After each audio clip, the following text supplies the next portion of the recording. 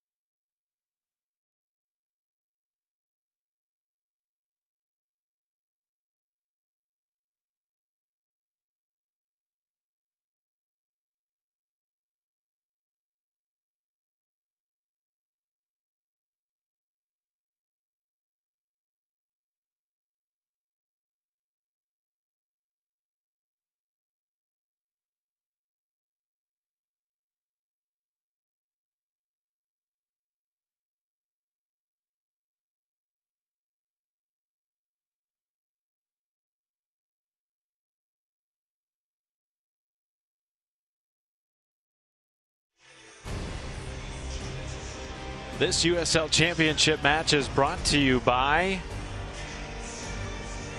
your Central Indiana Honda dealers, the official automotive sponsor of the Indy 11. And by Community Health Network Sports Medicine, the official sports medicine provider of the Indy 11.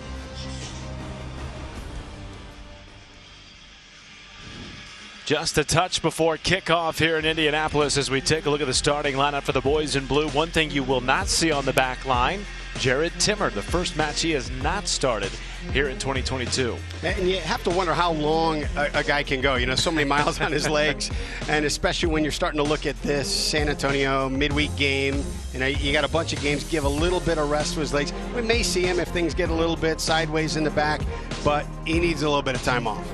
The Iron Man. Yeah, over 2,000 minutes played already this season. And meanwhile, on the other side, San Antonio FC, this is their 26th different starting 11. Even with all of that personnel change, Brad, this is one of the best teams in the league. That is incredible to have that level of consistent excellence on the field when you keep shuffling the lineup and putting bodies in there. That speaks to great coaching, and that speaks to great buy-in from the players. 18 wins for San Antonio Football Club. That is a club record, as are their 57 points as we are underway in Indianapolis. The boys in blue in the dark home kit, San Antonio in the all-white road unis.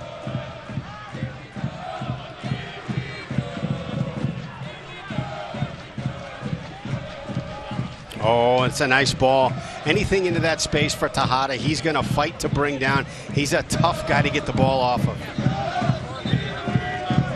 Tejada, the Panamanian, coming over in July as part of that trade for Nicky Law. And Indy 11, too, they have had major roster turnover. Over 20 new faces have made their way onto the pitch this season for the boys in blue. It's just been a totally different situation than that which they have had in San Antonio. Right, and you look at out of those 20 new faces, or 20 faces that hit the lineup, 4 of them are in goal. There is McQueen coming into the offensive third. The 11 have been so hungry for a goal. They have been few and far between over this stretch of the last 12 games. 5 of which they have lost 1-0.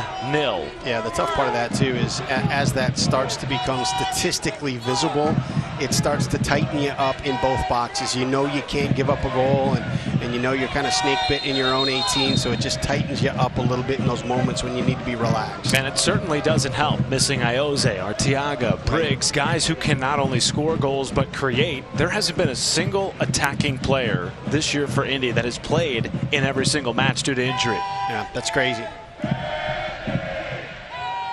And today's injury report brought to you by Community Health Network, the official healthcare provider of the Indy 11.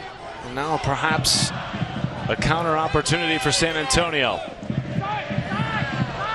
Good recovery by Brown, tucking in, recognized that McQueen was up. Jerome had to go press the ball, that they needed help in the middle.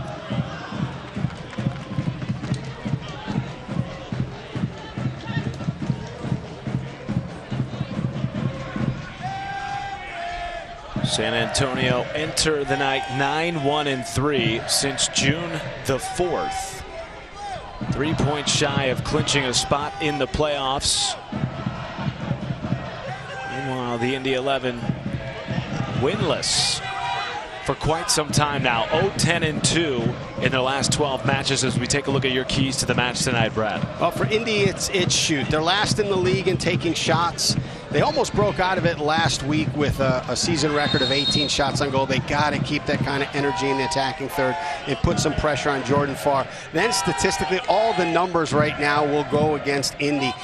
San Antonio has scored almost twice as many goals. They've conceded about half as many. San Antonio has 12 clean sheets. Indy only has 2. Tonight, if they can make a stand, it will be legendary. For San Antonio, it's balance. You take a look at their leading scorer. Their leading scorer has 7 goals, so does Indy 11, but their second has 6. Their third leading scorer has 5. Their fourth leading scorer has 5. So they can come at you from a number of places, and then this team is far from done. This is a team. I see what you did there. Did you see that? And all it is just one extra R. But this team is built and is playing like championship level soccer. And the one thing that you can't have happen this late in the season is to take your foot off the gas, lose your focus a little bit. So they got to start getting even more dialed in now. Keys to the match brought to you by Honda, the Central Indiana Honda dealers, your official automotive sponsor of the Indy 11.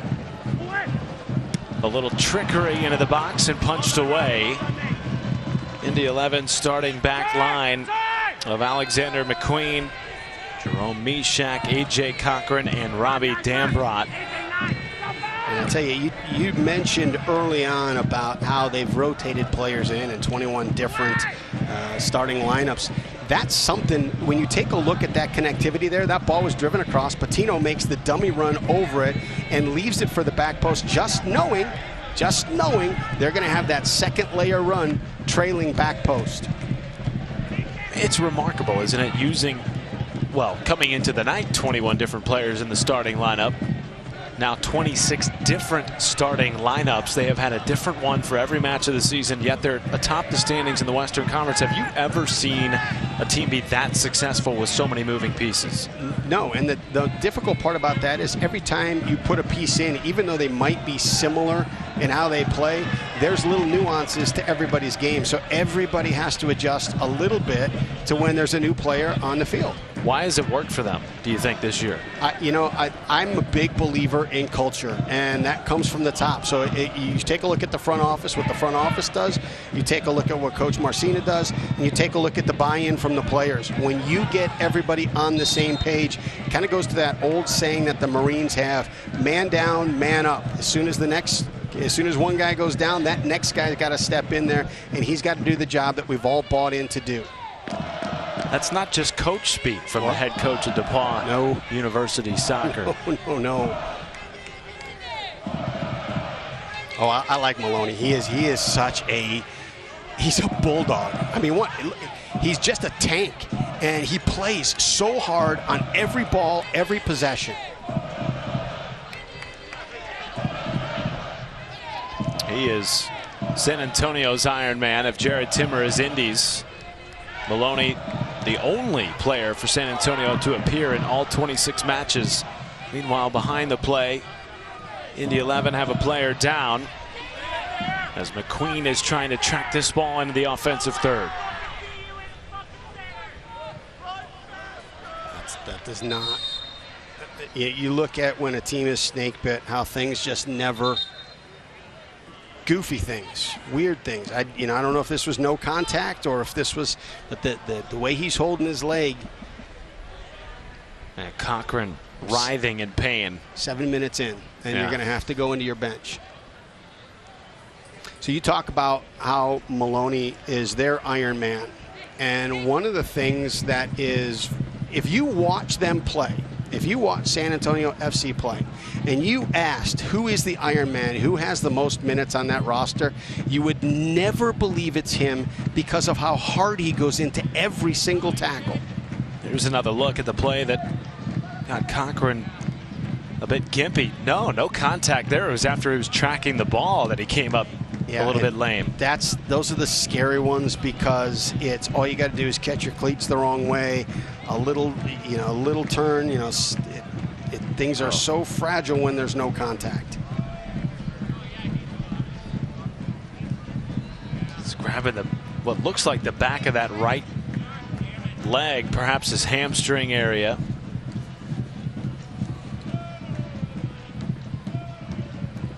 That's the last thing the Indy 11 need. Yeah, well, you talked about Timmer, and you talked about him being an Iron Man and getting a break. Oh, Vasquez too. Vasquez is the one that was recently acquired from RGV, and he's been actually playing that spot, giving Cochran a bit of a rest, and he'll be the one coming in. Coming into the season, it was depth that was expected to be a real strength of this Indy 11 team, and then injuries have sort of derailed the possibility of having that depth, particularly late in the season. Yeah, and not just depth, but depth on the back line. This is the crazy way that fate sometimes hits you when the cards are just not falling for you this year. So they've got a deep back line. They're so comfortable with it that they send Ouimet on loan up to Detroit FC. And almost at that time, Meshach Jerome goes down for a little bit. They have this spiral of little injuries across the back line, and they just can't ever seem to get that back four solidified. And so it will be Vasquez coming into the match, one of the new faces on this Indy 11 roster. The tough blow for Indy. Yeah, Cochran's been so great. You know, been a warrior all season, been a great guy in the locker room. He's worn the captain's band. Tough loss. That takes a little bit of air out of the team every time, you know, an inspirational and leadership figure in our struggles. Substitution brought to you by Jiffy Lube of Indiana. Meanwhile, Connor Cochran limping gingerly to the training table behind the Indy 11 bench, just in front of our broadcast perch.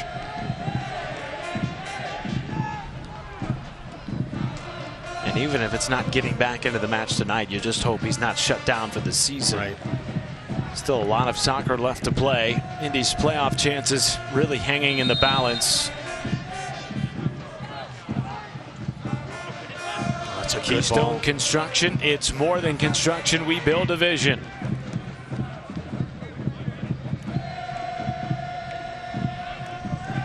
A well-served ball, just out of the reach of Farr. He knows his range. He sits in.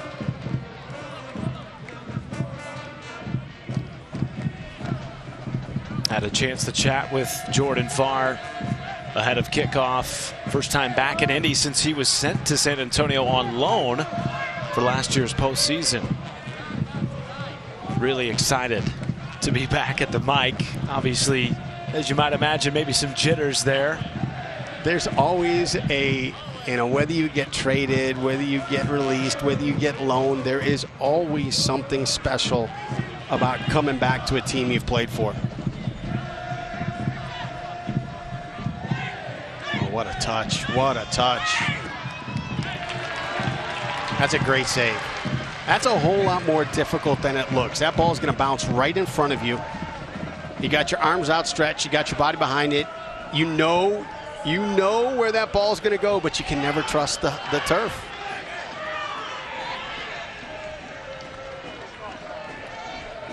And you look at, I mean, that's a solid save right there. You look at the goal against Tulsa in that waning moments of the game last week.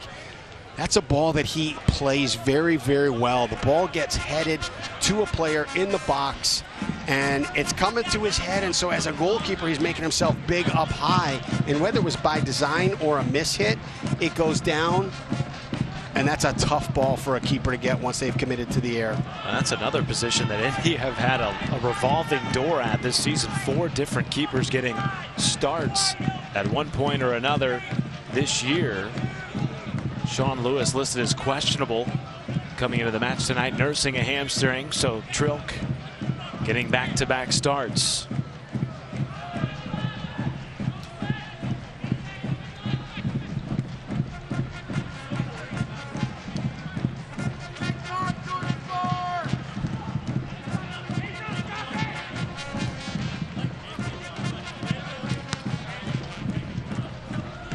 Pretty night in Indianapolis. Indy's return home for the first time in 3 weeks. Now, you were requesting cloud cover. I don't know who you spoke to, but we finally got it. The soccer gods are with us tonight. Let's see if they can stick around for 78 more minutes. Oh, man. You know, you've been in this game a long time, Brad, both as a player collegiately, professionally, then as a college coach, as an analyst for many years. It's got to be so difficult to maintain a level of enthusiasm and energy time and again losing these 1-0 games? It's difficult and it's tough. You need to keep that locker room together. Guys start, human nature sometimes is to deflect and to point fingers, and you hope that your culture is good enough that you can stay away from that and that you can stay together. And you talk to the players and they're bought in. They understand it's a process and they're working the process. We've had goals called back. We've had some bad calls. We've had some bad moments, certainly some key injuries. And so you just have to navigate that. You got to keep your head up. You just got to keep moving forward. By the way, this last play, Tejada in the middle of your screen was just issued a yellow card here in the 14th minute. He sent Yasser Kumiri to the pitch. And Kumiri still down.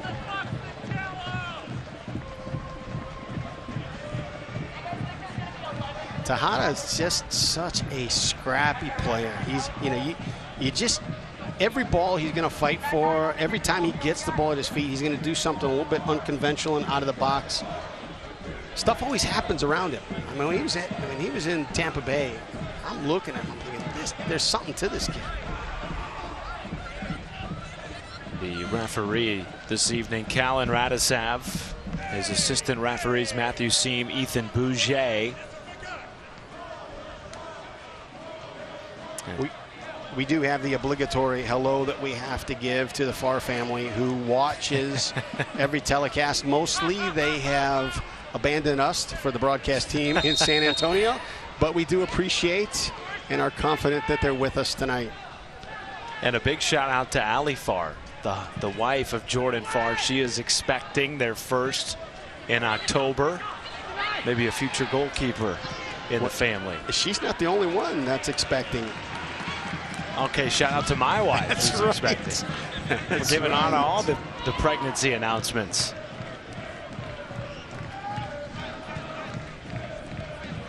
You got it. If you're San Antonio, you got to like this. I mean, this is a team that's top of the division, and they're looking to press every single ball.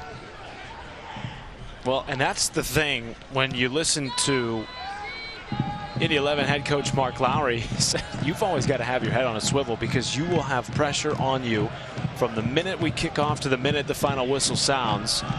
And that can be a good thing. It's an opportunity to win free kicks and possibly penalties if you're in the area. Right. If you can possess the ball, you can actually make that pressure work against the team that's trying for that press, because you can't press the whole field the whole game if you're moving the ball and having to chase it. You can if you're able to possess it, and if your press is able to be effective. So that's that game that's going on right now, is can Indy grab enough of the ball to get San Antonio's press to work against itself, or can San Antonio's press effectively eliminate Indy 11's opportunities to build? It's a big chess game right now, Matt. Big chess game. Bet Rivers is the official sports betting partner of Indy 11. Bet with the winner. San Antonio Football Club have been a safe bet as of late. 9 wins in their last 13 matches and only 1 loss over that stretch. It's incredible. Look at their nines up top between Dillon and Patino. They're massive, but yet they're so creative and so fast with the ball. Great targets to try and find from the back line. That was Mohamed Abu going down, and he has won a free kick opportunity for San Antonio. Probably 30 yards out from Tim Trilk. Yeah, this is one that should be out of shooting range. You're kind of right on the edge of someone taking a shot, so you've got something dialed up here. And you got some big bodies up front. This is one you may just put up there and say, go get it, fellas. This portion of the match brought to you by Community Health Sports Medicine. Exceptional care simply delivered. Abu.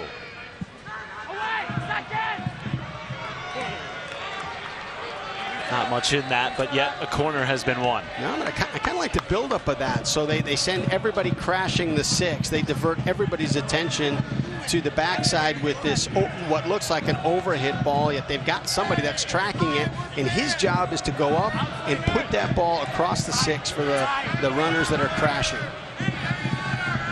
Well, it's the first corner of the match. 18 minutes in, and it's Abu again.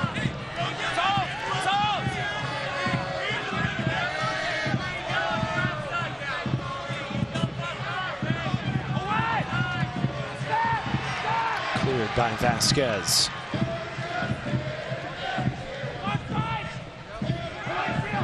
A run from Dillon. And a little bit of contact with McQueen, but nothing in it. And back to Indy 11.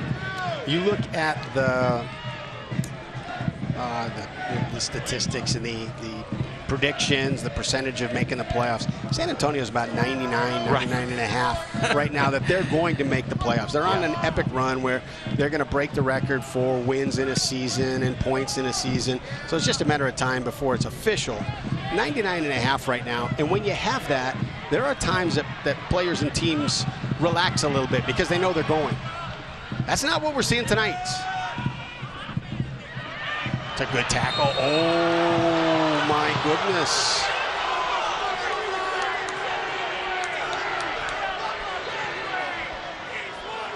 I might need another look at that. Real time. Here you go. I thought it was a great tackle. There was a lot of ball there. I would agree with myself on that one. Oh, the Indy 11 fans asking for a handball on that tackle as well.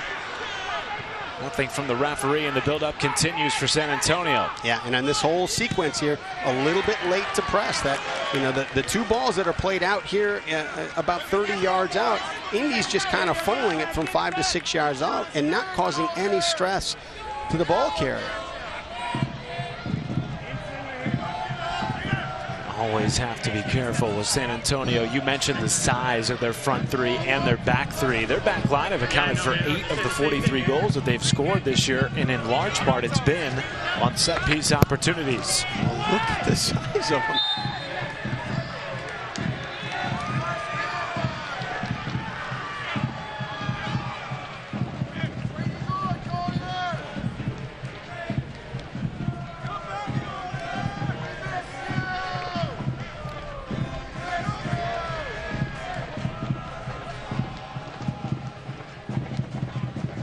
The reigning title holders visit in-state rivals as the USL on ESPN2 continues. Orange County SC looks for a late season surge against Sacramento Republic Sunday, September 18th, 5 p.m. Eastern on ESPN2.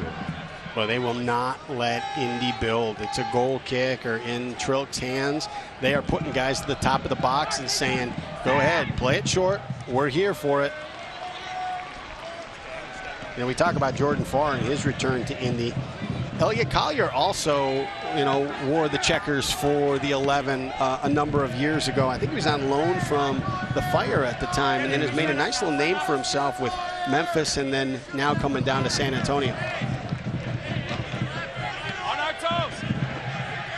Spent the last 4 seasons with the Chicago Fire, having an excellent campaign with San Antonio as this played back in and across the mouth of goal and deflected wide. So that's that similar ball that they tried on the restart of overhitting it back post and then having a player drive that ball back across the 6 and look for an opportunity for another player that recycles his run and is able to find more of an open goal. Nearly executed.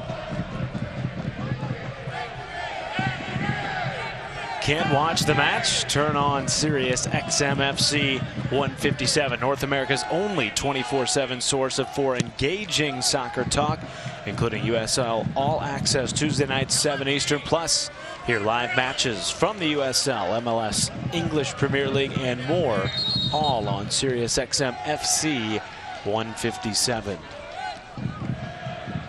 Indy 11, really, Brad, with the exception of that little build-up in the first 5 minutes, have not had possession in the offensive third. Well, struggling to break the press. They've been unable to build anything out of the back third. It's been long balls, and you know, we've talked about the size. These are, a long ball up into Indy 11's attack. You've got San Antonio stepping into every one of those, winning it, putting it right back down, and getting back into their attacking third. Indy going up against one of the best defensive units in the league tonight. They'll do so again against Lou City next week. How about that? And then 2 more after that. How about that? 4 of the top 5 defensive units in the league. You want it, though, because honestly, when you look at it, the prediction to make the playoffs, the opportunity to make the playoffs is at 1% right now. And so, when you're looking for confidence and when you're looking for big moments and things that you can hang your hat on and things that the coaching staff and the front office need to see, you need to see it against the best. Well, perhaps an opportunity for Solo Asante. You see Jordan Farr there directing the back line. Asante plays it in back post, and Farr with his first action of the night, colliding and still doubled over. Looked like he was caught in the torso as he skied to make that catch. Here's the thing, too, is, San Antonio holds their breath a little bit. They know he's tough. They know he's going to bounce back from it. Looks like he just lost his wind a little bit. But they love the kid. Yeah. And here, we saw it here in Indy whenever somebody would score. He's the first one over, to celebrate with them. Here before the match, everybody that's not starting, he walks right down the bench. He shakes everybody's hand and says something. It's not just patting him on the back saying, "Hey, let's go, let's go." He's saying something to him. That's leadership. That's the way you bring a locker room together. Just 27 years old and having the best season of his career. 10 clean sheets, you mentioned it. Only had 10 clean sheets in 4 seasons with Indianapolis, which included a run to the Eastern Conference Finals. He has aspirations for an opportunity in the MLS. He's dialed in. One of the things we got to see him, he was off everybody's radar. We got to see him as he was trying to figure out how to be a pro. He's figured it out.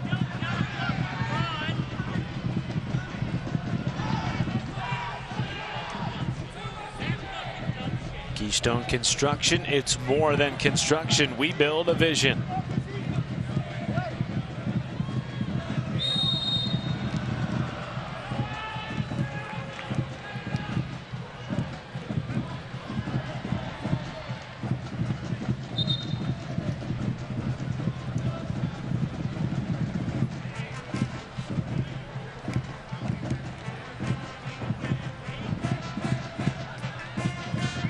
He's an interesting story, isn't he, Jordan Farr? Really is. Did not go to a Division I university, went to a small NAIA school in Oregon called Corbin University. And as you talked about, really flew under everybody's radar at the professional ranks. It was a friend of Martin Rennie's that knew him somehow and said, "You need to look at this kid." If Martin Rennie's not the coach here at the time, he may not have gotten a look, and anywhere. So he gets the look. Now that's half of it. You have to get the opportunity. Somebody's got to open the door. You got to get that door open. That's half of it. The other half is you got to be able to walk through it. You got to be able to hold up your end of the bargain and actually perform.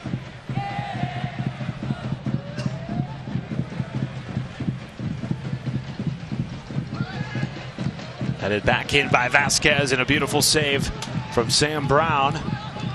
Flipped forward for Tejada.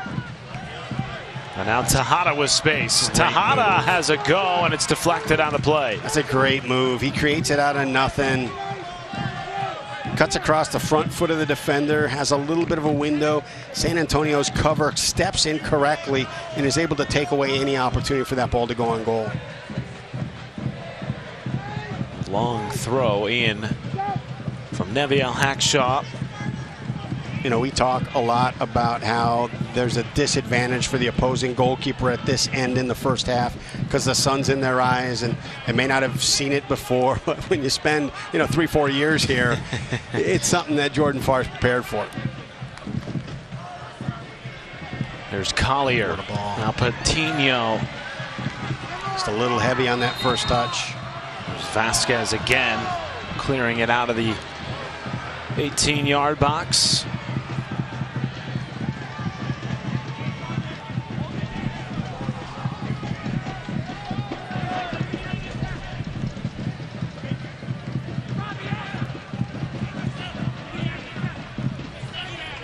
One of the things that's tough, that you got a game plan, you're working all week to try and put your tactics together, figure out how you want to play a team, and when you do that, you spend all week kind of working on this and designing it, talking to coaching staff and looking at film. Back post, and there is Trilk. And then you have these moments that change everything. Just throw the script right out the door. It's an early goal either way, or an injury like this where you have to utilize one of your subs here in the first few minutes. And so, the 11 right now are working off of their plan B. What would you like to see over these closing 20 minutes? Well, you got to find a way to break the press. One of the things that is inspiring it's difficult to press. It's difficult to press for 20 minutes, let alone 45. But you get rewarded if every time you press, you only have to do it for a little bit because you get the ball back. So if Indy can hold the ball, move it around a little bit, get this press to work against itself and create some opportunities, maybe in transition, maybe off of counters, maybe off of restarts, that might give Coach Marcinus something to think about in the locker room about, hey, okay, they started figuring it out. They started finding an out against the press. Maybe we need to relax it a little bit in certain spaces. Soccer Saturday presented by Indy 11. Join us every Saturday morning, 9 to 10 a.m. on 93.5 and 107.5 The Fan. Shaw with the rebound, and that was a tough shot. I believe it went off Mitchell Tainer. Who's the first guy? He caught that squarely on the face. And this is one of the really positive changes in the game, is that regardless of where the ball is, who's got the advantage. If it's an issue to the head, it's an immediate, let's take a look at it, make sure they're cleared, make sure it's nothing serious. We've learned so much about CTE and concussions, and we're doing so much more to protect players.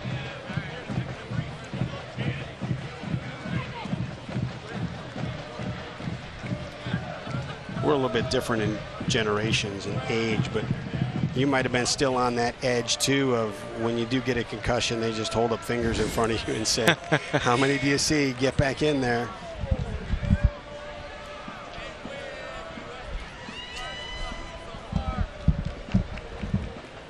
Celebrating its 75th anniversary, Select is proud to be the official ball supplier of the USL Championship. Choose what you play with at www.selectsportamerica.com. Select, the league's choice and the player's choice.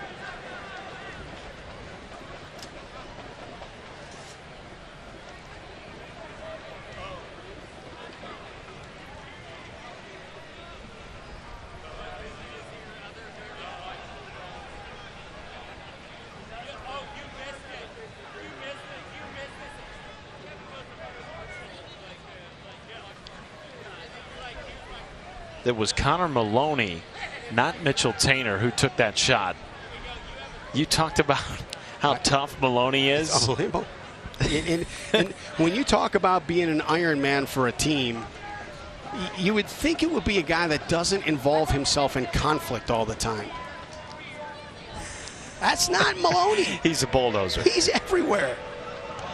Shies away from no contact. What were you like as a keeper? Did you shy away from contact? Just knowing you, I have a feeling you stuck your chin in there. I did because, to be honest with you, if I didn't go mix it up out there, I didn't have the ability to handle the shot. So I'll mix it up somewhere else in my box. Whatever it takes, right? That's right. You got to play to your skill set. Over 30 minutes gone in this first half, and there really hasn't been much of a rhythm to it. Quite a bit of possession in favor of San Antonio, but they really haven't had any really good looks at goal. Now here might be an opportunity as Patino tried to work his way back post, and then Trilk Good read. Getting it out of the dangerous area and scooping it up for the boys in blue. Good read. You know, there's no shooting angle that he has to deal with there, but he recognizes if he can't get to it, that ball is played back across the 6 where they've got 2 players.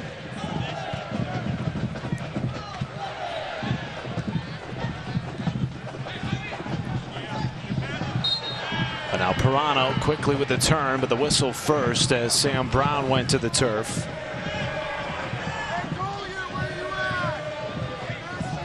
One of the tough things about San Antonio, so good offensively, but equally as good defensively. They've allowed the fewest amount of goals in the Western Conference at just 21 this year. Yeah, those two really play together. If you've got good defensive shape and you've got guys that can handle their own space, there's not a lot of guys having to cover for each other and switch because guys are making mistakes. The good defensive shape leads to good attacking shape.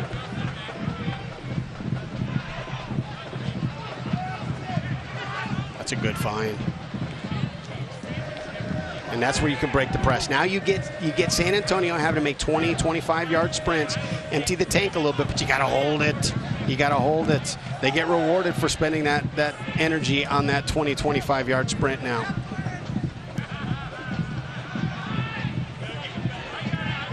Hackshaw flipping it forward for Dambrot. That's a nice look. That's a nice look. He lets Aguilera clear out the middle, draw some runners across. Asante. Oh, my goodness. And a back heel flip from Aguilera. He was looking for Tejada. Now Dambrot back in.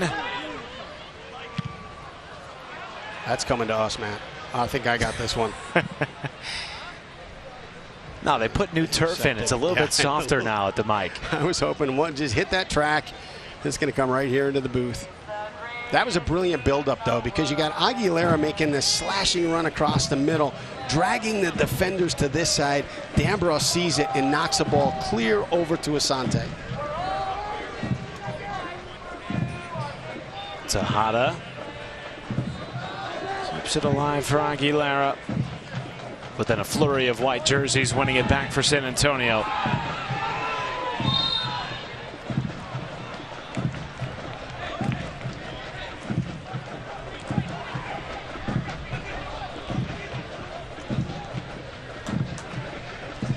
This is where Indy can be effective. Hold the ball for a little bit. Make San Antonio defend.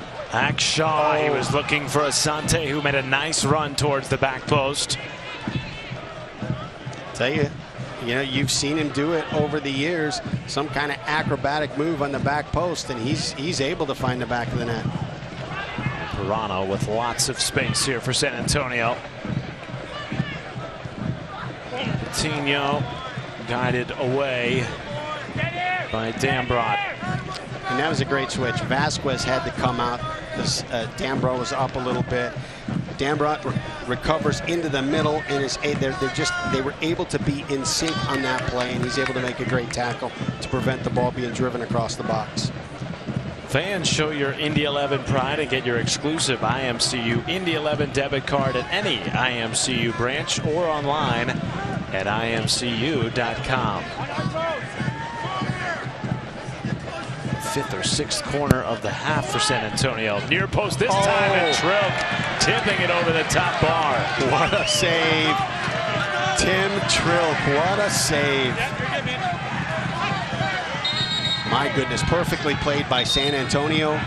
Tim Trilk just better in the moment.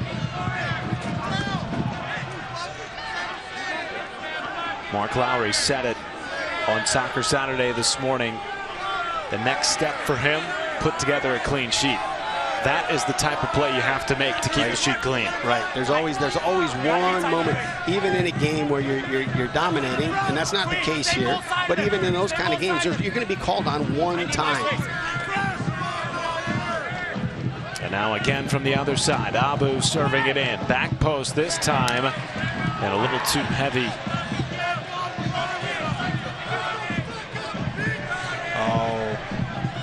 Rebion with just a brilliant setting up of the defender, allowing Tejada to get to the space. The counterattack. Back across to Aguilera. Just a little That's a lot of time that ball has to be in the air to get all the way to the other side on a floated ball, and that allows San Antonio to recover.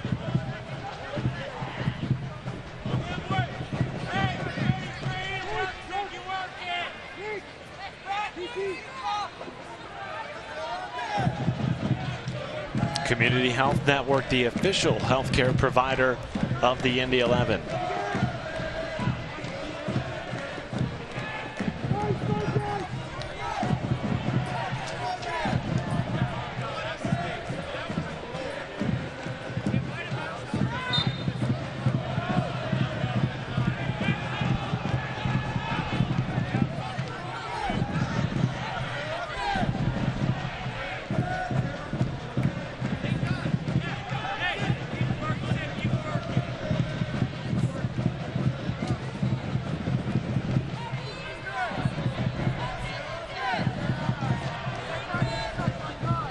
The game is tilting a little bit, and you know that's one of the things that happens when you spend that much energy pressing a team and chasing down every ball. If you're not rewarded for it with a goal, you can only maintain it for so long. So it's moments like this where there might just be a blink, a moment that the 11 can catch them on the counter as a little bit of fatigue sets in for these last 5-6 minutes. McGowan Insurance, a proud partner of Indy 11. Visit McGowanInsGRP.com for all your insurance needs.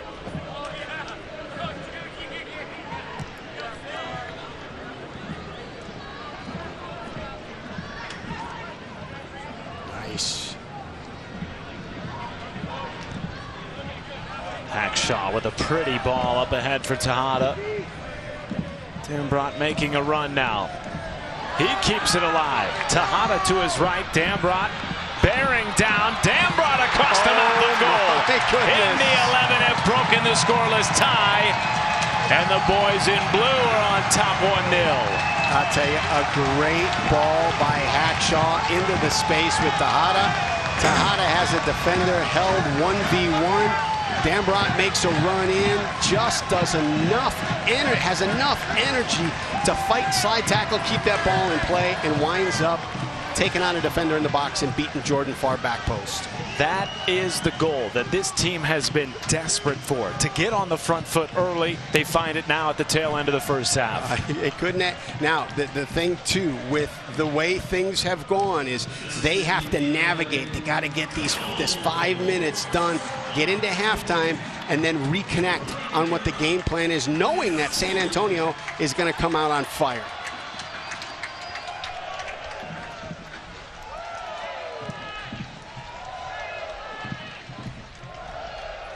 The Brickyard Battalion loving that. This is the first match back at home in 3 weeks.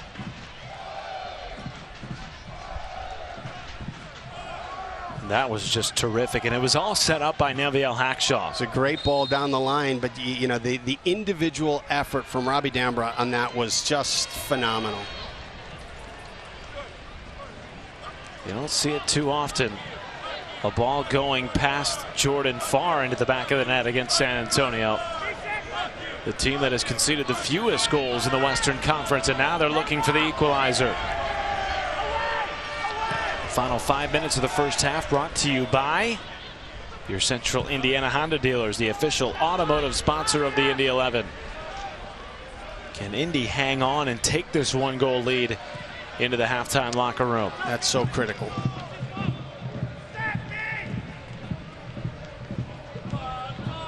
That in and of itself, you know, there's not been a halftime conversation like that against a top team going in and now having to put the tactics together to hold this 1 goal. There's a run from Maloney after he checked back in from concussion protocols. That's a great recovery by Vasquez.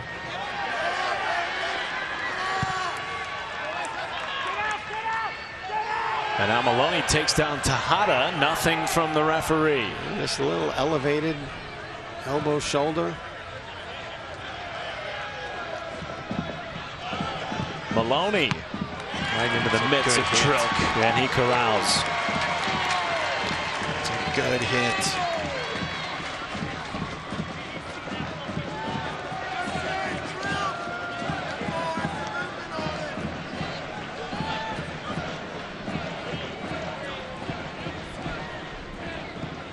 Made Troke think about it, that's for sure. That's crazy. Some of those ones that are hit, they're just a little bit of movement. You see him coming in. There's just a little bit, sometimes almost like a knuckleball. So it's got a little bit of flutter in there. Smart.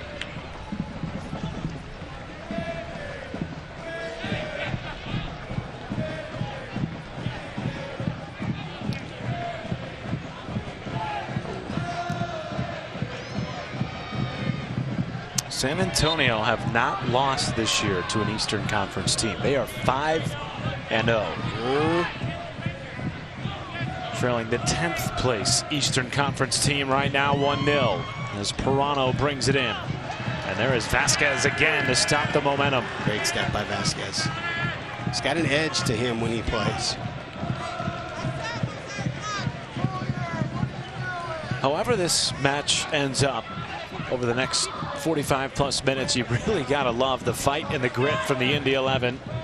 In spite of their bleak playoff outlook, you wouldn't know it by the performance we've seen in the first half. Right. They sustained about 30 minutes of just storm that San Antonio FC put on them. And now, you know, they started to level it a little bit with some possession. You know there's going to be a flurry here at the end from San Antonio. Bayonne wins it back. Now Alexander McQueen.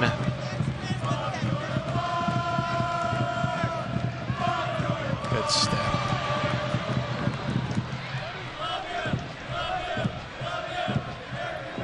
Hyatt Place and Hyatt House downtown. Experience comfort in downtown Indianapolis.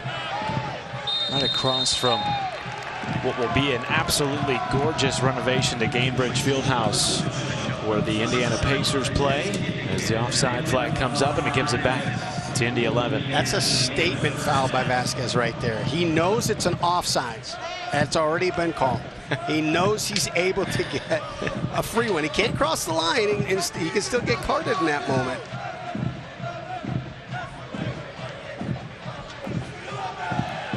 Five minutes of stoppage added with the injuries that we've seen in this first half and the players down. Still waiting to see what happens with A.J. Cochran. He went down early in the first half with what appeared to be a leg injury.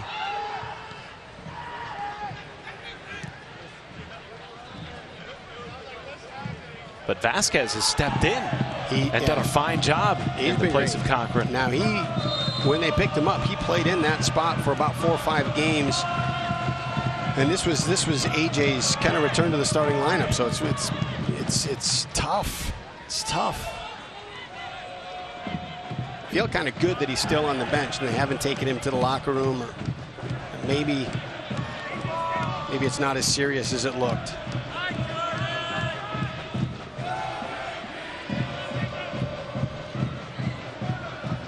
Trying to ward off another attack from San Antonio. They have had the bulk of the possession. Here is Dillon, and just a little too much heat as he tried to bend it back post. What great buildup and combination to get him in. And that's a ball that 9 times out of 10 he keeps down, maybe even slides it across the box for somebody to tap in on the backside. Leads the team in assists with 7. He's just 2 shy of tying the club record. It's been a historic season for San Antonio in many, many ways, coming off the best season in club history last year, which of course ended in PKs in the Western Conference Final to Orange County. And you mentioned earlier, Brad, this team not playing like a team that's just 3 points shy of a playoff spot. Somebody that could maybe get complacent. You wonder how much of what happened last season continues to motivate them here in 2022. Right. And it's important. I don't believe you could just keep flipping this switch like, hey, we're going to play hard today and we've got it locked up, so we're not going to play hard. What a great run. Aguilera And a nice save from Jordan Farr. Not beaten far post that time. He had that angle completely shut down. That was great positioning. But Tejada keeps it alive. Now here is Asante.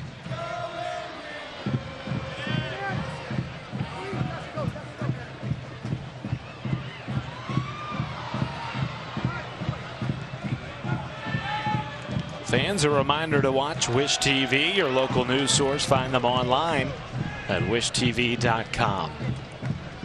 Indy's got a little something going right now. Hackshaw. Who would have thought Neviel Hackshaw, the igniter of the offensive attack tonight against San Antonio? He is dangerous. I think one of the thoughts early from Coach Lowry was to try and move him into that pivot, move him into the midfield more, maybe get him some more touches and get him more involved. He and Iose had such great connection, working as left back and working down that left wing. Oh, that's trouble. Patino goes down. A card immediately shown by Callan Radisav. And it was right on the edge of the 18. A very dangerous area to take down San Antonio. I think Sam Brown is also at that accumulation level of yellow cards. I think that's going to put him in position where he's going to have to sit out the next match.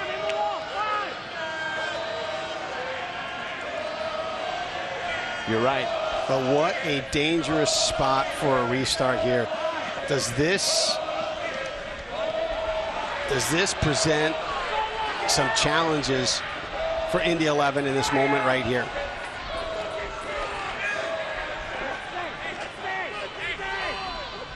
Well, I tell you, what'd you see there? Enough for a yellow? Not enough for a yellow, but you saw the foul. The tough thing is at this point right now is as good as Indy withstood the pressure of San Antonio and was able to nick one.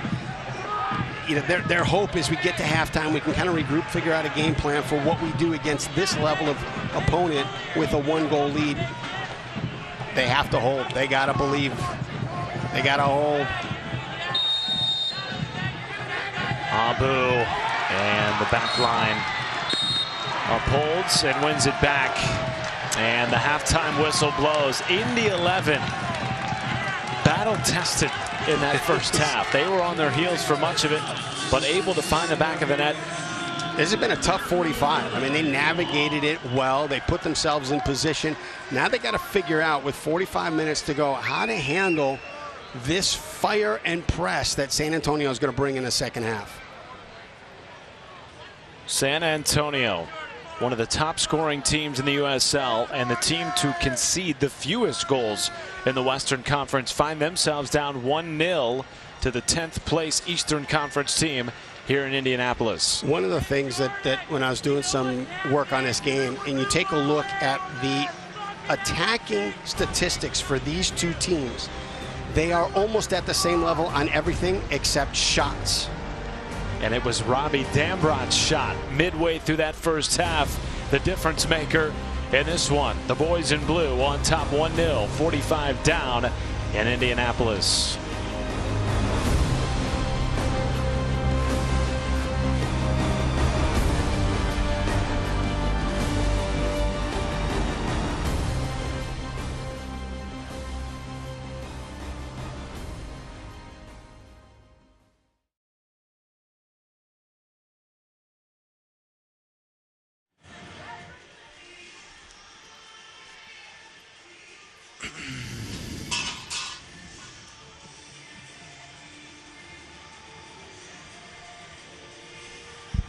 Check, check, check, check, check, check. Check, check, check. Brad Hodder, Matt Schumacher, Indy 11. 10, 9, 8. 10, 9, 8, 7, 6, 5, 4, 3, 2, 1, 0, 1, 2. Okay. Hear that? Perfect. Perfect.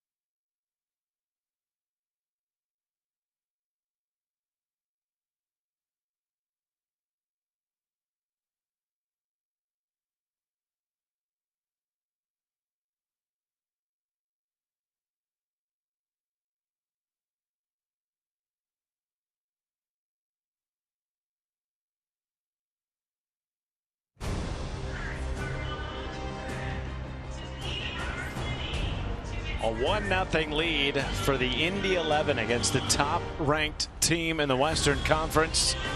San Antonio FC find themselves in an unfamiliar position after 45 minutes from the mic. Matt Schumacher, Brad Hodder with you. Indy coming off another 1-0 loss to Tulsa. And Mr. Warmel was the keeper of the week. Kept them from scoring a goal. And he finds himself on the team of the week here after week 24. Faced 18 shots, the most that Indy has put on a team this season. And you gotta love his story. He's a local guy, and they signed him, and he was a backup for a bit, worked his way into the starting lineup. And how about this story? Sacramento doing backflips, triple tucks, and whatever else you want to call it. Everybody was psyched out on the West Coast after Sacramento took down Sporting in the Lamar Hunt U.S. Open Cup semifinal. Now they'll play in the final against Orlando City SC on September the 7th at 8 Eastern. They are the first non-MLS side to make the final since 2008, and a non-MLS team hasn't won it, Brad, since 1999. I cannot wait for this match. There should be watch parties in every USL Championship city. Can you set it up? I will get on the phone in a little bit and start working on that. We can get Greg Rakestraw on the next Soccer Saturday to put it out there on the airwaves. If anybody could do it.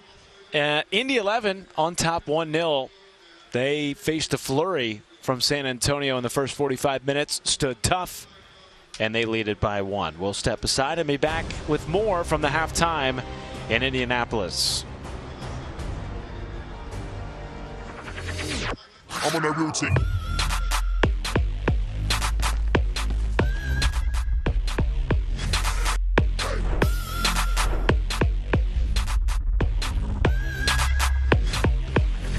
I'm on a routine.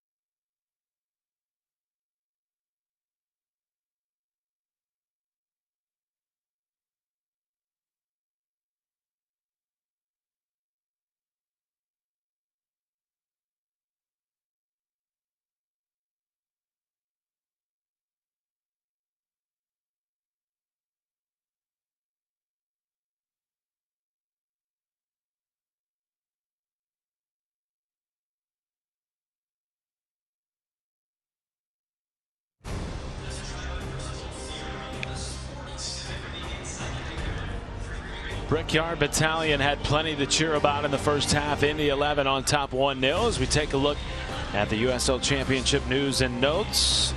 How about Juan Guerra named the head coach out at Phoenix Rising, a big coaching change just before a playoff push. Crazy coaching change, but you could see it in him as a player here. He was a leader on the field, became an assistant coach, and what a quick rise to be a head coach. A guy with Indy 11 ties as well. Old Raffanello, too. That's a great pickup. A check of the Western Conference standings in the USL Championship.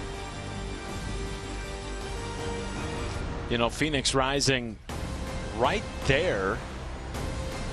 Josh Cohen helping lead his Israeli team into the UEFA Champions League. And then you look at the Western Conference standings.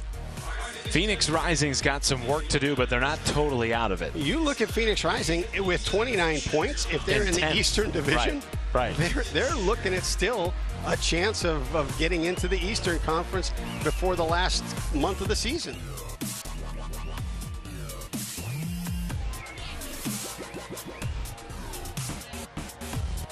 And Phoenix playing tonight against El Paso. That's later on ESPN Plus, 9:30 Eastern.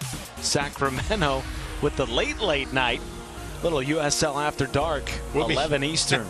We'll be home for that one. But you look at that El Paso Locomotive. You got Dylan Maris and you got Evan Newton. So you got a couple of Indy 11 former alums there playing in that match.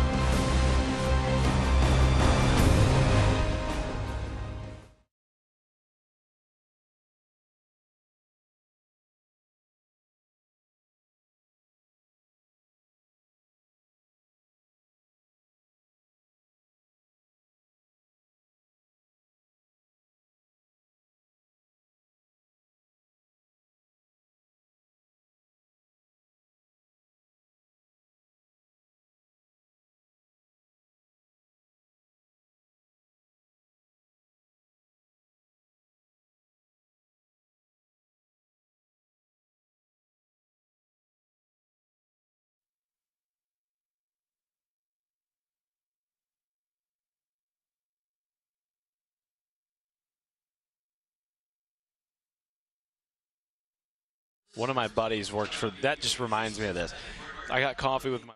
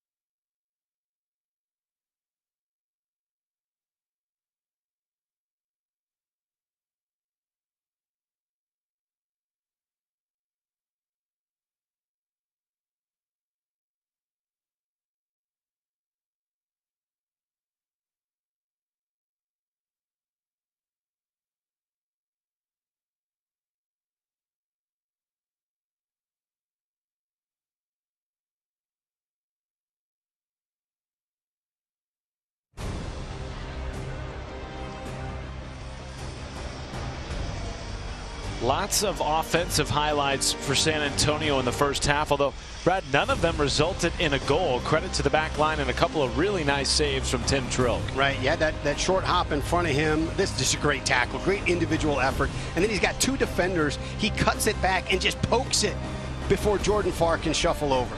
Robbie Dambrot with a superb individual effort, beating Jordan Farr, one of the best keepers in the USL, with 10 clean sheets individually this season. Not enough there to stop Dambrot, though. And you can't ignore the impact of Tejada's run off Dambrot's right shoulder, because the defenders have to be knowledgeable about him. They can't fully commit to Robbie in that moment. It is a gorgeous night in downtown Indianapolis. The return of the boys in blue to Indy since early August. And there's a lot of activity going on downtown in Indy tonight. You got the Colts taking on the Buccaneers. just a few blocks away at Lucas Oil Stadium. Matt Schumacher, Brad Hodder with you. That's where Greg Rakestraw is tonight. He's calling the Colts game. But Brad, your impressions of the first half and what impressed you about Indy 11's performance? Well, I'm impressed that San Antonio came out with that level of passion and aggression, considering where they're at. Very impressed that Indy was able to withstand that for 30 minutes, actually find a little bit of a rhythm, and then put the ball past far and put themselves in a position right now that you've got to navigate 45 minutes. And the thing that you cannot do at this time is you cannot say, hey, let's just keep the ball in front of us and everybody tuck back into the 18 and let San Antonio have their way in the attacking third. You've got to play. You've got to come out and play. You've got to possess the ball in the middle third and in your attacking third to make San Antonio spend some of their energy defending. Well, look, this is a San Antonio team that's not going anywhere for these next 45 minutes. They have a club record for wins, for points, and they are the fastest USL team in history to 50 points this season. But they're also one of the top scoring teams in the league with 43 goals. That's across the Western Conference or the Eastern Conference. It'll be interesting to see what changes, if anything at all, for San Antonio, because they had possession for much of that first half. Well, the great thing, you actually like this moment if you're Coach Marcina, because here you get to test your team and say, okay, we're down a goal. How do we adjust how we play to get ourselves equalized or to get this as a win? If you can get those questions answered before you start hitting the playoff run, that is great, because then the guys know, hey, we can do it when it matters.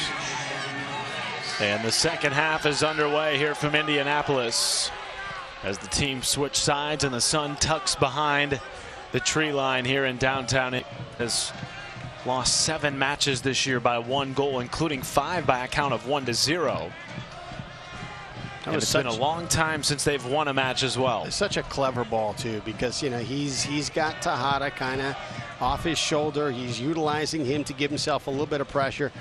So he just does a little half touch between the two defenders and just slides it under to what a moment. Almost a giveaway that sent Tejada in. Indy in the driver's seat, winless since June 4th. Playing a San Antonio team that hasn't lost since June 4th. Quite the juxtaposition tonight. One team 3 points away from a playoff berth clinched. Another team with a sliver of hope left to make the playoffs in Indy. The two teams together right now with the percentages on making the playoffs equal 100%. That's a good way of looking at it. Somebody's going. I like where your head's at. Thank you. Hey, if there's still 1% left, there's a chance. You're telling me.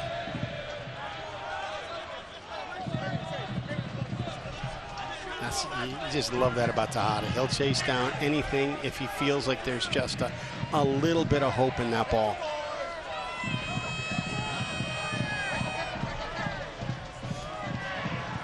Shannon Gomez. Substitution brought to you by Indiana Jiffy Lube.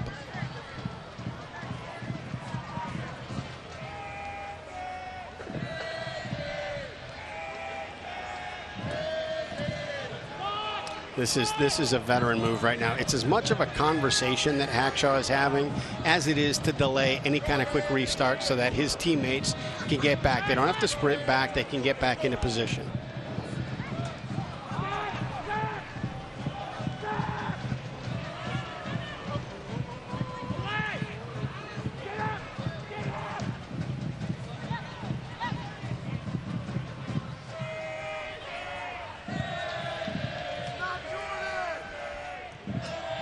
Interesting. They've moved Maloney back into a center back spot.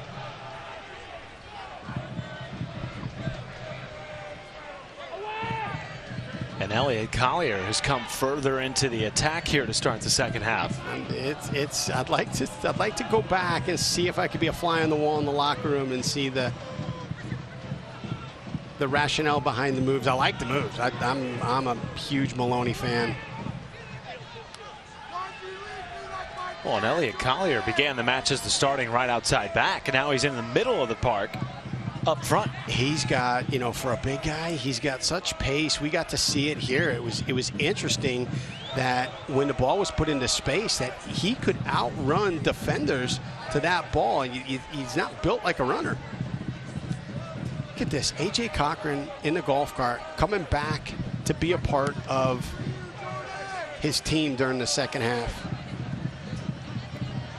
He's got the slides on, though, so you know his night is done.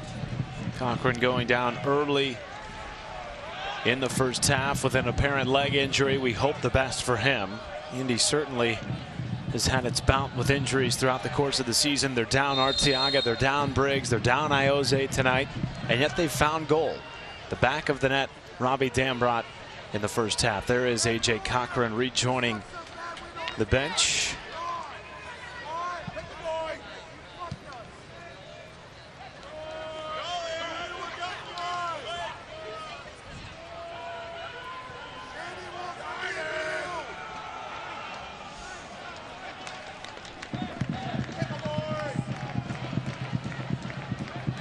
You can take the boys in blue with you wherever you go. Download the all-new Indy 11 app in the Apple Store or on Google Play.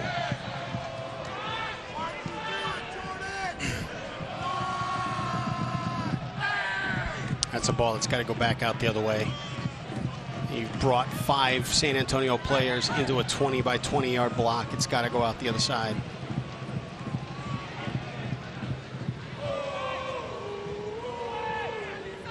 Looking for Patino. Dillon in the area as well.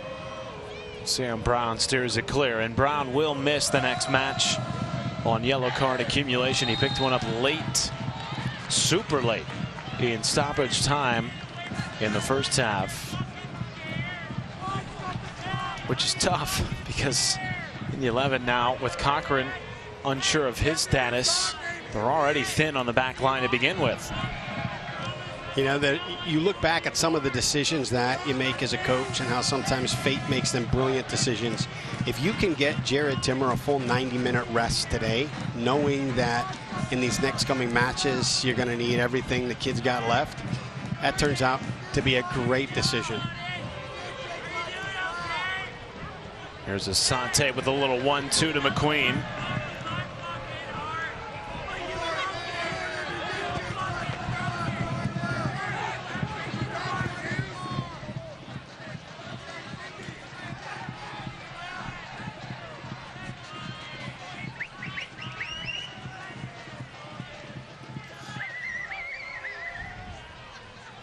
This portion of the match brought to you by your Central Indiana Honda dealers, the official automotive sponsor of the Indy 11.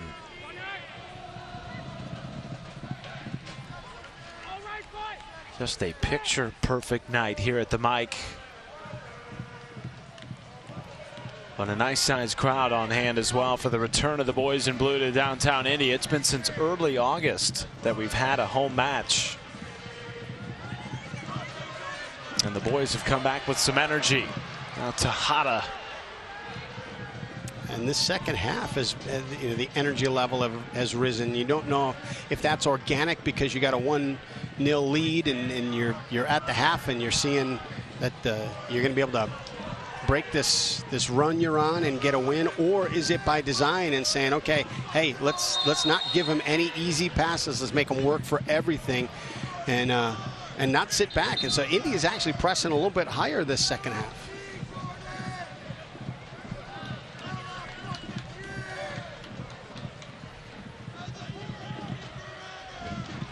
And now another substitution.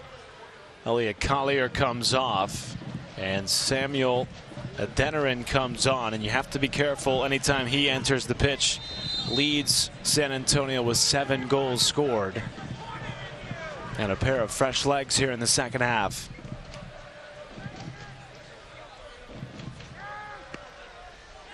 And the substitution brought to you by your local Indiana Jiffy Lube.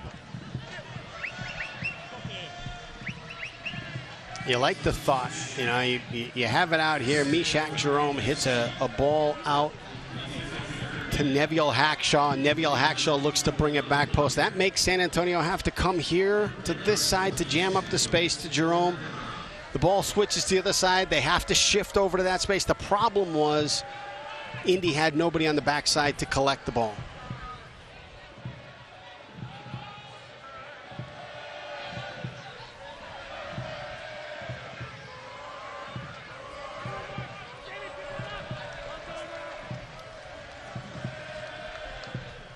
Bet Rivers is the official sports betting partner of the Indy 11. Bet with the winner. Indy in search of its first win since June the 4th.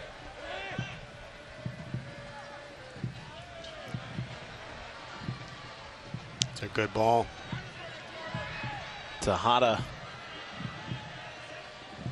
leaving it off for Aguilera. An advantage given as Tejada went to the turf. Oh, clever turn. Rebellon. Nobody home as he flipped it forward. Yeah, Aguilera just broke off the run central. Rebellon thought he was going to curl outside.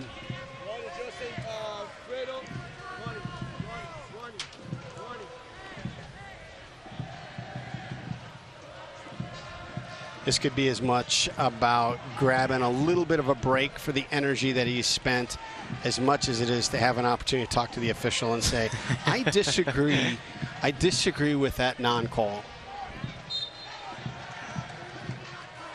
Jordan Farr maybe having some fun in the second half with the Brickyard Battalion just feet behind him. In his first return to Indianapolis since being loaned out to San Antonio at the end of last season. And now it's Asante who is down at midfield.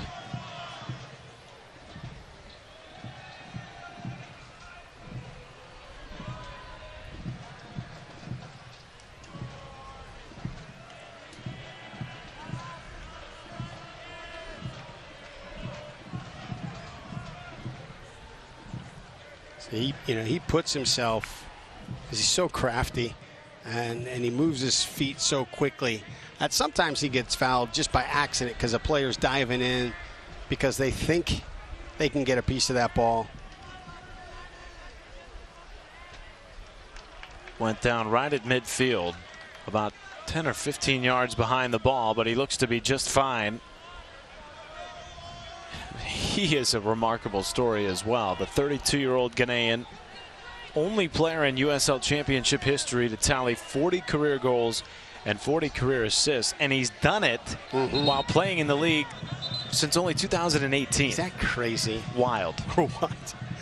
When you look, think about, if he's got a career here where, it's like he rewrites the record books. That's here for 10 years in this league.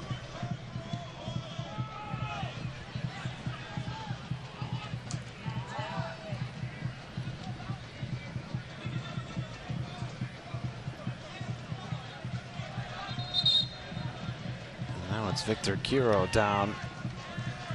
One of the elements with this, you got Tejada, then you've got Asante, you got Gira, and you look at the rhythm of the game at this point. There'll be time added on, but the rhythm of this game right now, it was so fluid in the first half. That rhythm's broken right now. That makes it difficult for both teams. But it does favor Indy. Why is that? Got a 1-0 lead when a game's out of rhythm. It's a little bit easier to grab moments like this.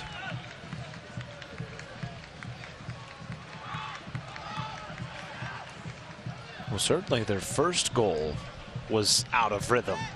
It was change of possession 1 or 2 times. It was Damrot who had to make a slide tackle to win the ball back and then weave through the defense to tuck it back post around Jordan Farr.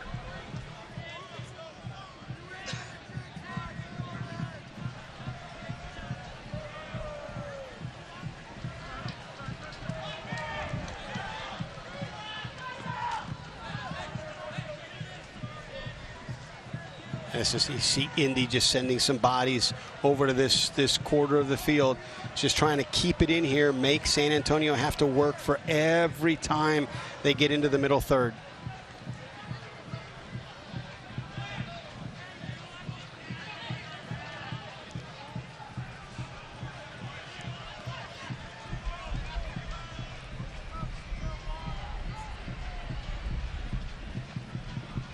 Staffing agencies find jobs. We build futures. The Morales Group. Staffing company, moralesgroup.net.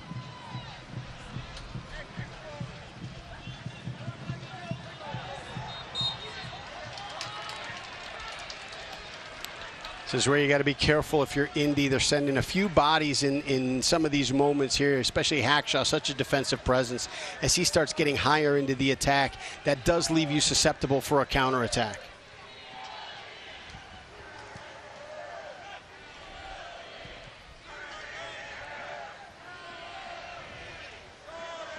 Why the shift for Indy 11 to start the second half anyway? I think it was when they elevated their line of confrontation. So in the first half, they were allowing San Antonio to have a little bit of play across their back line before they knocked it in. They came out in the second half. They elevated that line of confrontation, made it very difficult for San Antonio to build and get clean looks into the middle third.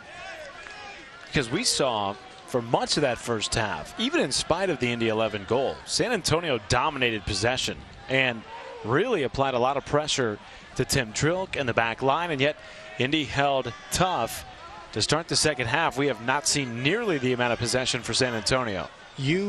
When you have that level of pressure and you're down 1-0, you have spent a lot of your energy for the game. Makes it more difficult to chase the game, and that's what they got to do. They got to find moments like this where they can find that little extra reserve. A great tracking run by Sam Brown. Pirano goes down. He was ball hawked by the Harvard alum, Sam Brown, who has been terrific tonight in that defensive holding mid position. He's one that can empty the tank tonight because he knows he's going to have the next match off. Leave it all on the silver field. lining to the yellow card accumulation. Mr. Positive tonight. I like it. That's me. That is me.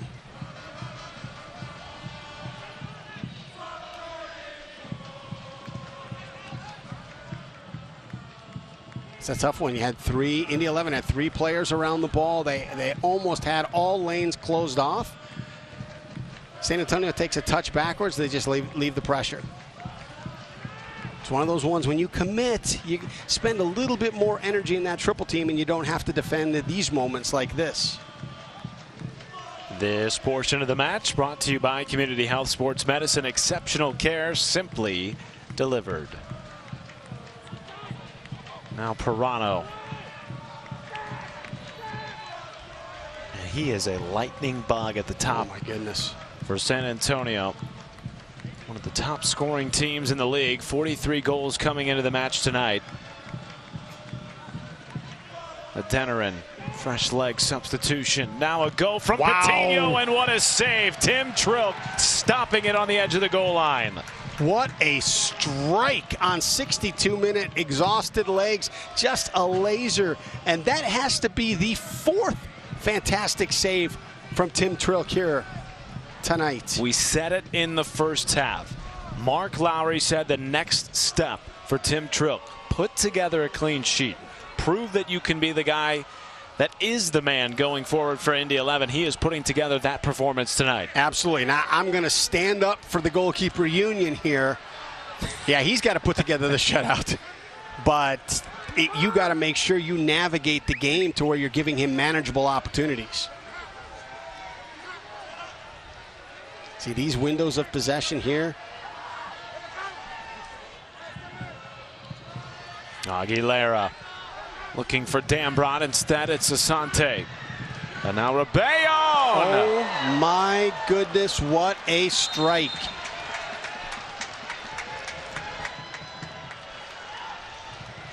Whizzing past the ear of Jordan Farr and just left of the post. Been a different team this second half. Brickyard Battalion were ready to explode if that found the back of the net. You got some cramps from Robbie Dambrot, and you can kind of expect that. He's just still not in game fitness, picked up just a couple of weeks ago, still trying to get back into form, and he has been up and down that left side all night tonight. Even if he's not able to continue due to the cramping, he has made his mark The man that has been the difference, at least offensively, but it's been Tim Trilk in the net on the back end that's made the difference for Indy 11 in the second half. So you got that short hop right in front of him early.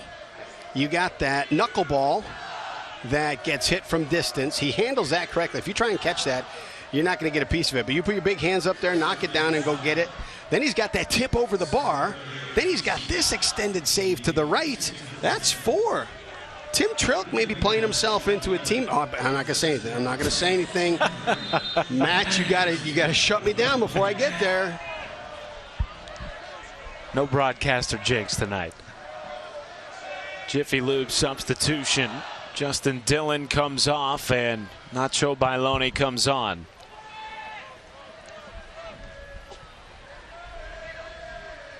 You see some fresh legs getting ready for Indy to come in. I like the move of bringing Pino in because what you're saying is, hey, we're not going into a defensive shell. He's not coming in here to be a center back. He's coming in here to get another one. The foul goes against Bailoni as Rebellon hit the turf. By the way, what a nickname, Nacho Bailoni. Back in a San Antonio uniform this year after playing in the Croatian First Division in 2021. Look at that last tackle, giving it back to the boys in blue. And we're not at that place yet, but we're within. You can see it where every restart, every throw in might take another 5 seconds than it would normally take. Game management. And I think, I mean, we had 5 minutes added on in the first half. I think we're going to have about that here in the second half. This portion of the match brought to you by Keystone Construction. More than construction, we build a vision.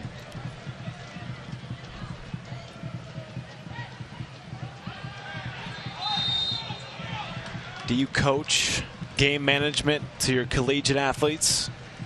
You know, the great thing about even down into high school and club right now is they watch so much soccer, they understand it. Yeah. That, you know, you don't have to actually run sessions on game management. They get it, and they start talking about it. And if every now and then a guy forgets, it's, hey, come on, manage this. Let's see this thing out. But today's player is so smart. Aguilera turning it wide for McQueen. All the games that are available for them to watch. It's FIFA. They're playing all the time. When you got every USL match streamed on ESPN Plus. Here is Asante ahead for McQueen. And it's out for a corner. Yeah, the crazy thing, we had a match today, so we were on the bus for 5 hours. I got to believe half, 3/4 of our team are watching games on their phone. Crazy. We didn't have video phones. Well, you know the funny thing, all these folks have 55 to 60-inch televisions in their living rooms, and yet they'll watch the game on a 4-inch. So true. Here is Asante. Swinging ball back post. Jordan Farr, well played, throwing it away.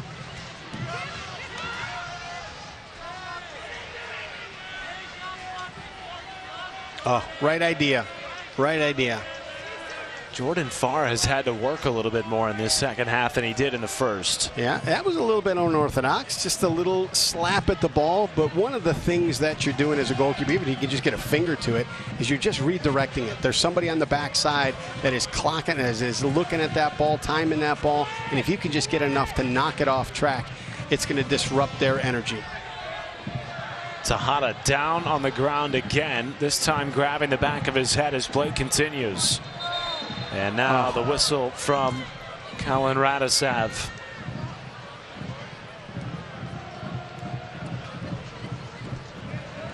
Tejada down on the ground. I think that was a consistent call in Tampa Bay. It's going to be a consistent call here in Indy. The kid just scraps and fights for every ball.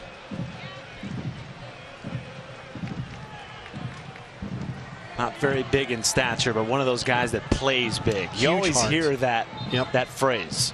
And the other thing is you hear less often because it's not quite as flattering. the big guy that plays small. You got some guys that just have a huge heart and they play way above their physical size. And then you got, here's some trouble. Asante forcing far off his line and quickly back out now.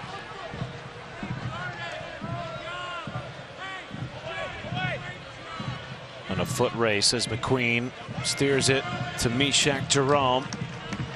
That's a foot race McQueen won't lose too many times. He's got pace. In the 70th minute, and he's not lost a step.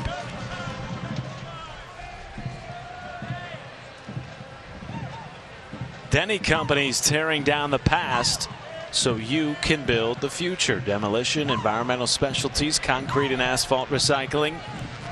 The trusted contractor since 1990.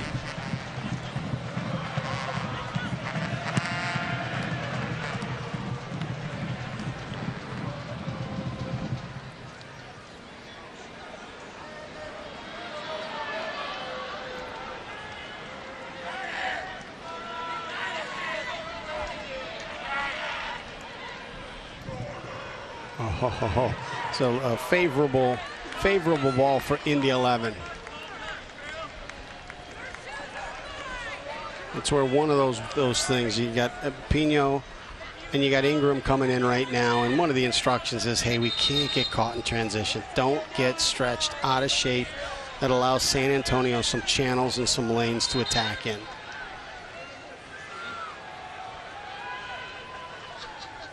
The start of a 4-match grueling stretch for the Indy 11. San Antonio tonight, Lou City, the top team in the Eastern Conference on Wednesday, then Detroit and Birmingham to close it out on Saturday, September the 10th.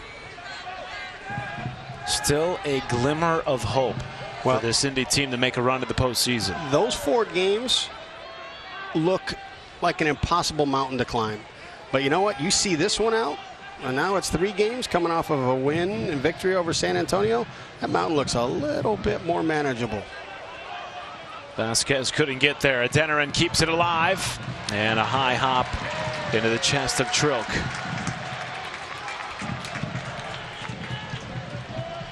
Indy 11 entering the weekend 17 points behind the last postseason spot in the Eastern Conference. And a lot of folks felt like, that Tulsa game was for the season. And yet, Indy 11 not playing that way. They could easily pack it in here, Brad, with just 10 matches to go, and the playoff situation. And you look, 5 minutes into the match, you use one of your inspirational leaders. Yep, A.J. Cochran going down early in the first half. And now some build-up for Indy. Aguilera plays it back to Hackshaw. There's a whole lot of space in front of San Antonio's back 4 that didn't exist 40 minutes ago. Dambrot dancing.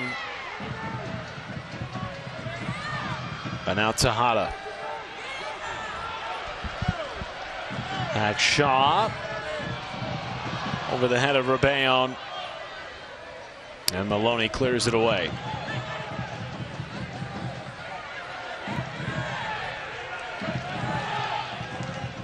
That's a good find from Meshach. And I believe it's Dambrot down again, cramping on the left side, but Asante keeping the ball alive for Indy. And it's out for an Indy corner. Yeah, I think Robbie Dambrot's calves, as soon as they saw that he was making another run, said, hey, we might be done today, Robbie. So I got some San Antonio Indy trivia for you, okay? Things that connect the 2 cities. You ready for it now? I got to get one read in. You're buying some time. That's okay. It's all right. Central Indiana Honda Dealers, the official automotive sponsor of the Indy 11, as you see Pino and Ingram come in. Your Central Indiana Jiffy Lube substitutions. Okay, now you can go ahead. All right. We got to pay the bills. That's right. That's right. This Indianapolis native from Broad Ripple High School went to IUP. Well, you're smiling. You're smiling. Let me finish the question. Don't do that to me. Went to IUPUI and then played for the San Antonio Spurs. you really tipped it off with the Broad Ripple High School thing. George Hill. You started smiling before I got to Ripple. No, I like that, though. Well, I got another one for you. It might be a little tougher. Maybe I can phone a friend and get some help on Twitter. No, there's none of that. There's none of that. No passes, no phone. Call up Rake over at the Colts game. Hey, can He'll probably be texting you. Yeah. You look here on this ball that's played out of bounds by San Antonio. The connectivity, the fluidness that we saw in the first half.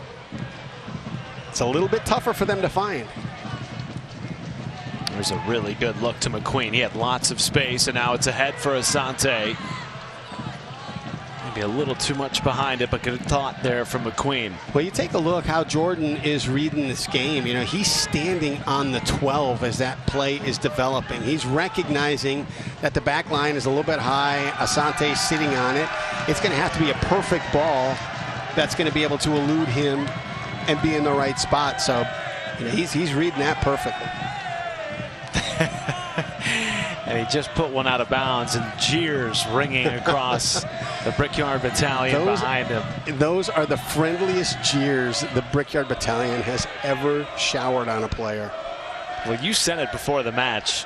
You don't think you've ever heard the Brickyard Battalion be friendly to an opposing goalkeeper, except maybe Jordan Farr, which really speaks to the way this city embraced him for the last 4 years. And he embraced the city. I mean, when you start looking at appearances, you start looking at the stuff he did in the community, the family and faith night, the stuff that they had out here. He was involved in everything. 1 goal lead for the Indy 11. They took the lead 3/4 of the way through the first half on a Robbie Dambrot goal. I know who you're talking about. Thanks for the support. Christian Pirano comes out. Shane Beckford comes on. Lots of substitutions in the second half for San Antonio as they try to find a recipe to get the ball in the back of the net. Now this could be it. The turnovers and the game in transition. That's a pretty good recipe to fixing a lot of things in soccer. Beckford. Instant injection of energy and pace. What a ball. Tim Trilk exploded off his line. What's impressed you about Trilk tonight? No, aside from the saves and all that stuff. Aside from the saves and the great play, he's been an upstanding citizen tonight. No, I think he's just been phenomenal. You take a look at the reads, you take a look at the distribution. A couple of missed hits, but most of the time the distribution has been on point, whether it's with his hands or whether he's playing a guy out with his feet. But yeah, the saves, the explosion off the line right there. He's reading the game well. Here's a ball forward from Adeniran. Puts it down for Patino, and there again is Trilk. Boom. Making the right read. Explosive off that line. That's when you're feeling it. There's sometimes as a goalkeeper, when you get into that match, you need to touch that ball for the very first time, even if it's just a soft ball back, just so you can get into the game, get that feeling. And then once you got it going, you start exploding into situations when you're reading it correctly.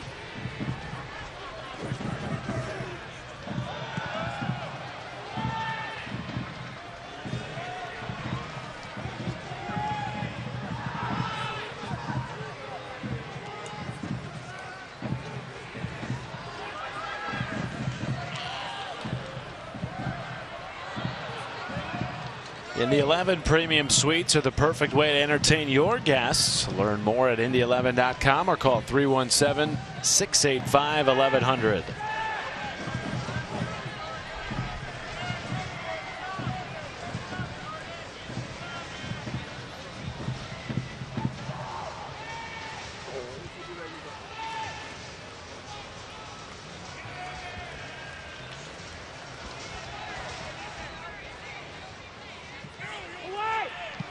Beckford punted away by Meshach Jerome.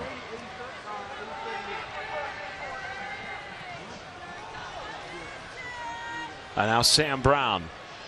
Transitional moment perhaps for Indy. Pino couldn't quite get the full boot on it.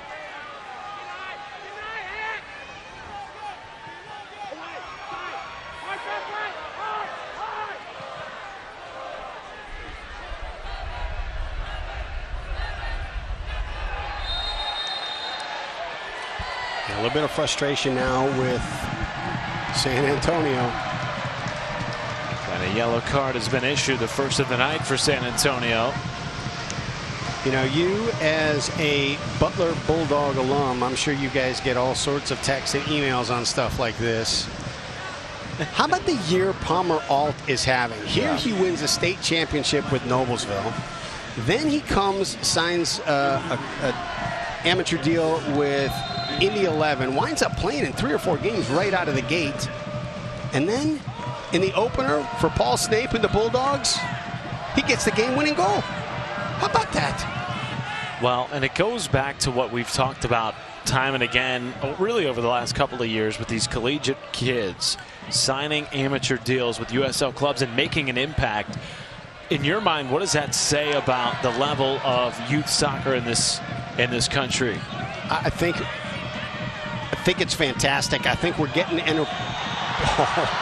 I think we're getting to a place where we're starting to develop high-level soccer players at 16, 17, 18. So now that's a double-edged sword here, because now we're developing this talent, and colleges are grabbing them and saying, hey, we got this kid that's rounded into form. He's playing at a high level.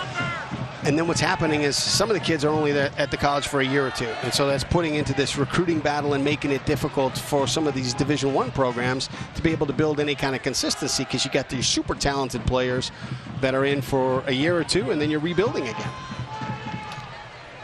That is tonight's nugget of the game, brought to you by Impact Financial Group, a private wealth advisory practice of Ameriprise Financial, where you get advice worth talking about. Shout out to Palmer Alt of the Indy 11 and now the Butler Bulldogs with a game-winning goal. And that is a program that over the years has been formidable in the Big East. You think back to the years of Eric Dick. That name might sound familiar to a lot of Indiana fans now in the MLS, but did play against the Indy 11 with Sporting KC2 for a number of seasons. Former Butler Bulldog.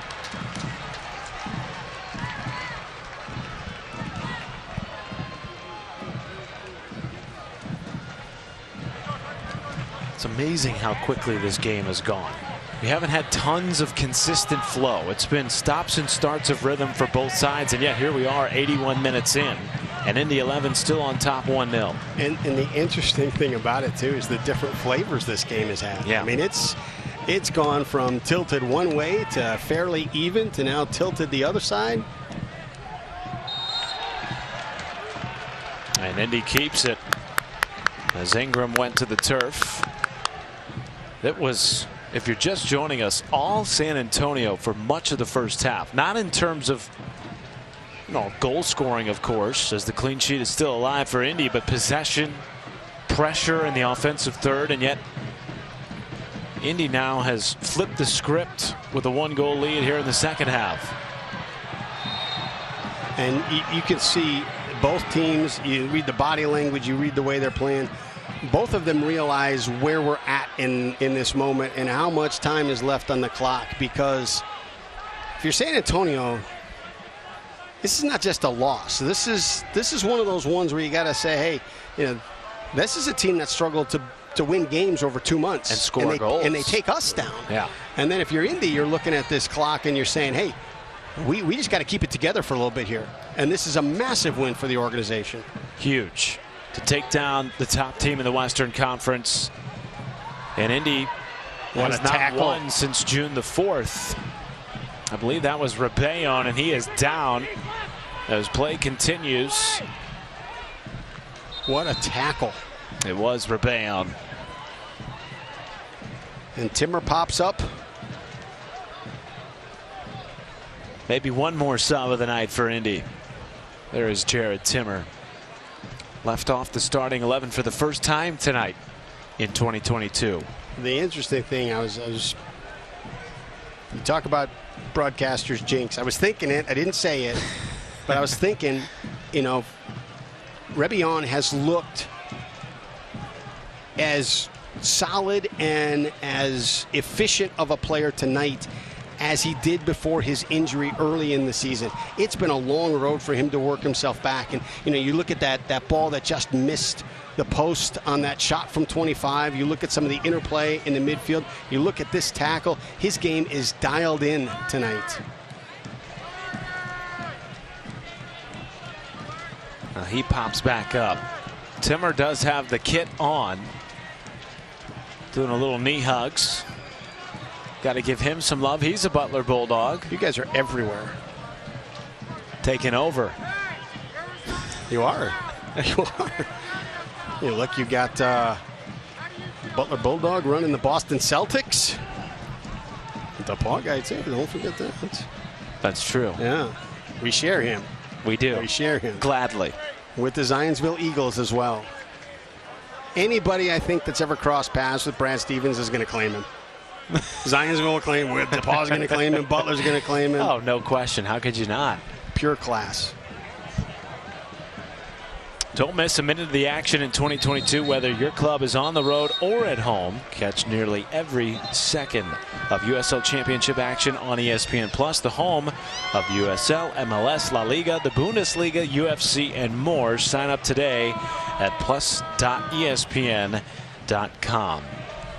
You talked about it earlier, the accessibility of the game higher than it's ever been. And perhaps that has something to do with the elevation of the youth levels and on up here 100%. In U.S. soccer. Dangerous opportunity now. It's a good step by Ingram. Maloney back in. Cleared away by Vasquez, and down goes Tejada. How many times have we said that tonight? And a yellow card has been issued. And that's tough. There's no way that, I didn't see who the San Antonio player was, but there's no way you can avoid contact on that. It's not a malicious. I think it's head to head, and it's one of those things that happens, but it's a tough foul.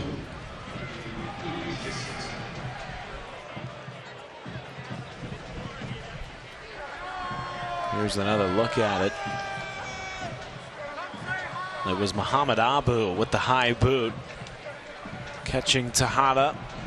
So now 2 yellows aside, both for Indy coming in the first half and both for San Antonio coming in this half.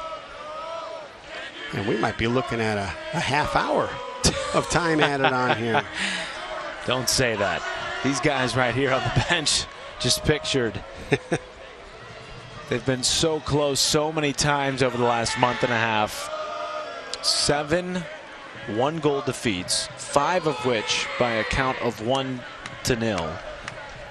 And as Mark Lowry mentioned earlier today on Soccer Saturday with Greg Rakestraw, his team has led the league in both shots and crosses over the last 3 games. It just hasn't led to any goals until tonight.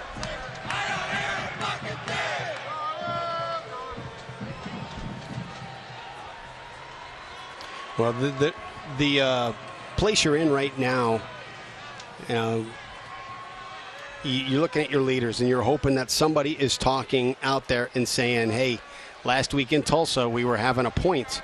Yes. At this point. Terrific and then point. Something slipped in that last minute that cost us, so you can't blink at this point in the match. Johnson controls the power behind your mission. That is such a good point, Brad. This is an Indy team that's coming off a gut-wrenching 1-goal loss to Tulsa. It was scored in the 90th minute.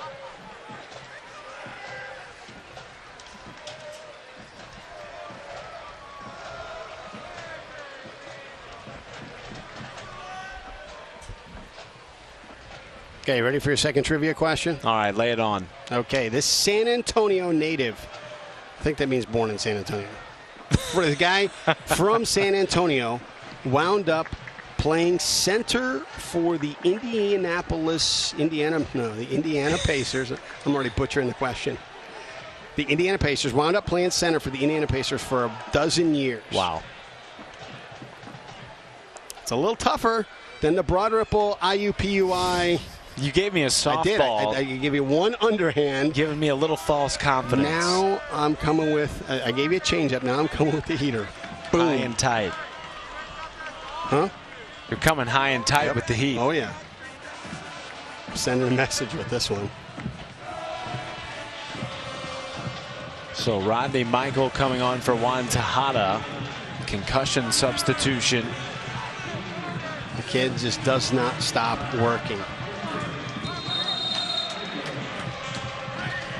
What a night for Juan Tejada. He was all over the place. Now, I'll tell you, when you look at the concussion sub, too, does he go into concussion protocol? And then when you have, you know, the volume of matches that you've got in this short time, are you not just out Sam Brown, but is Tejada out now? And A.J. Cochran. We'll worry about that tomorrow. Tonight, a task to be finished, and that is beating the top team in the Western Conference that has not lost since June the 4th. Indy 11 getting closer and closer to completing that task. Great recovery by Ingram. Here's a run from Michael. Asante wide open on the far right side. And instead it's back to San Antonio. Nicky Hernandez getting set to come on for the men in white.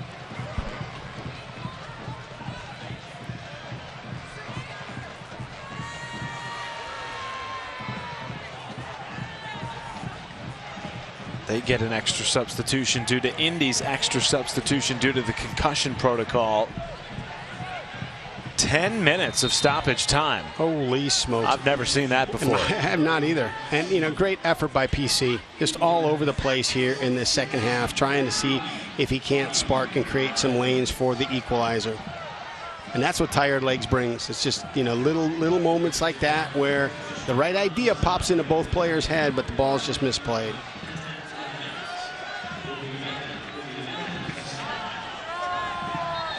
This is going to be a long 10 minutes for the massive crowd on hand tonight at the mic. 10 minutes. So that is, that's like 11% extra soccer that all these fans get. For free. If I'm doing the math right.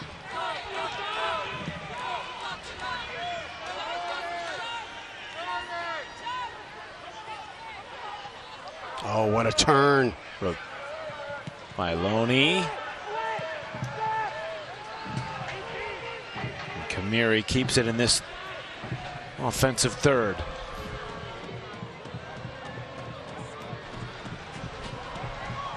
Adeniran has a go with the left and just a few feet over the top bar, but a good look at it nonetheless. You know what's incredible? He's 25 yards out, so as that ball's coming into him, I'm thinking it's not his body language is not showing shot. Not a full windup, and that ball came off his foot like it was shot out of a cannon.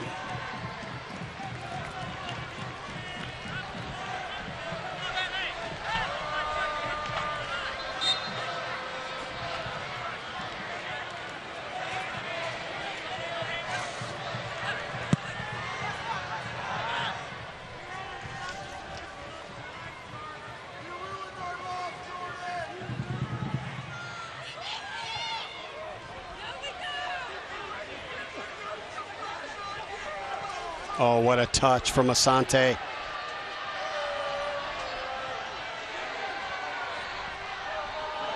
And down goes Asante. Nicky Hernandez twisting him to the turf. Doesn't look like Callan Radisav saw enough to issue a booking, but an opportunity nonetheless for Indy here.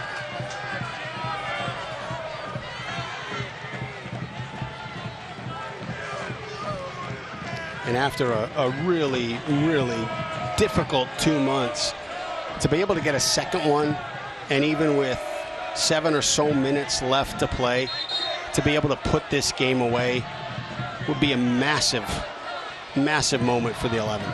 Brought to you by radical ideas like loving your enemies, loving your neighbors, and yourself unconditionally. Find out more at hegetsus.com.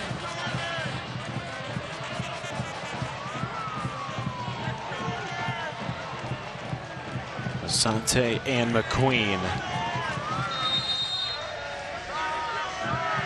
It's a touch to McQueen into the area, and that was juicy.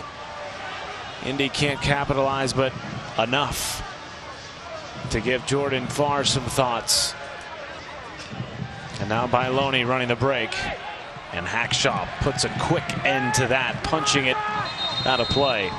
It's a good counter-attack, and just a heavy touch on that last ball that allows Hackshaw to come underneath and clean it up. Here's one more look at that cross from Alexander McQueen.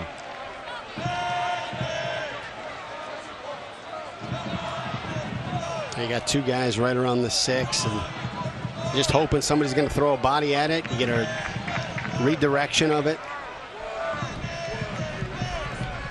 There's the Butler man, Mr. Timmer, the Iron Man for Indy.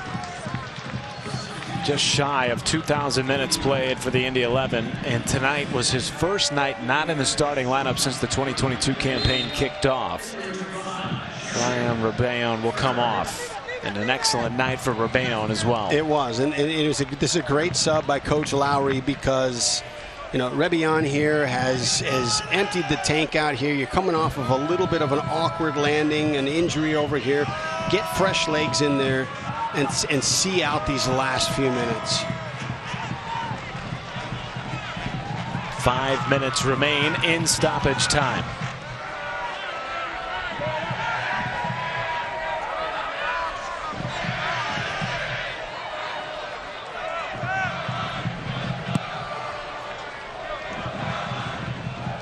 USLsoccer.com. Check that out for all the standing stats and the latest league news.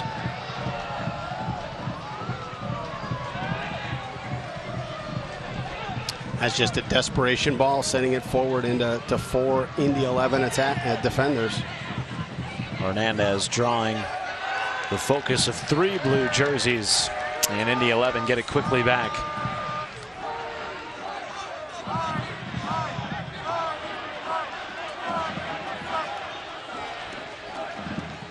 It has been some time since San Antonio has lost. You got to go all the way back to June the 4th. The last time this team did not get points in a match.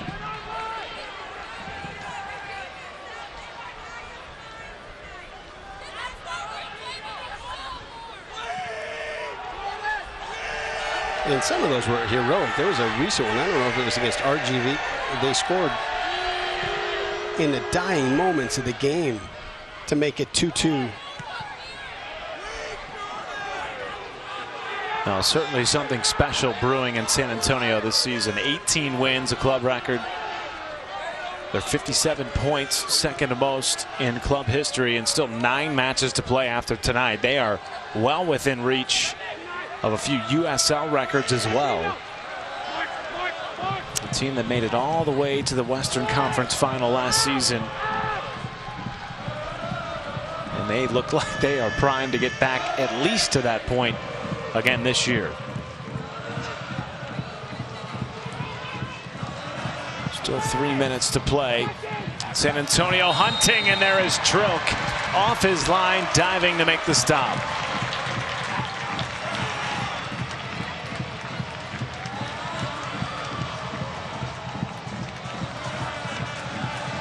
You've been so impressed with his play tonight. It's a different level right now.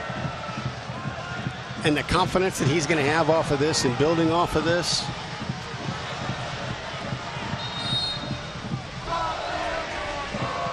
There has not been a mishandled ball. And he's had everything to deal with, from a header inside the 6 to a knuckleball into the upper corner to short hops. He'll take that. He'll gladly take that yellow card. That yellow card gained him another 10 seconds. Melt the clock away. Absolutely.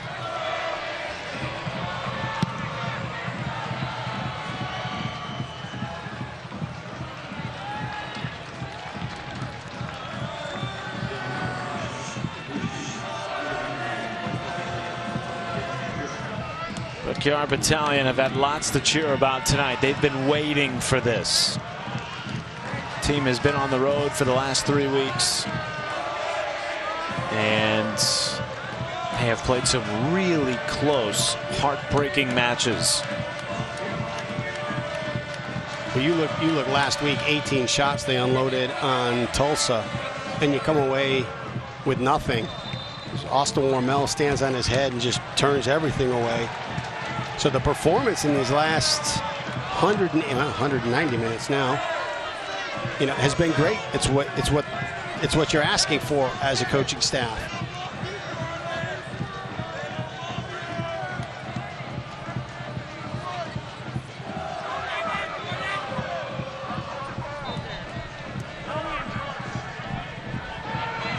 It's a great restart. Final minute of stoppage time.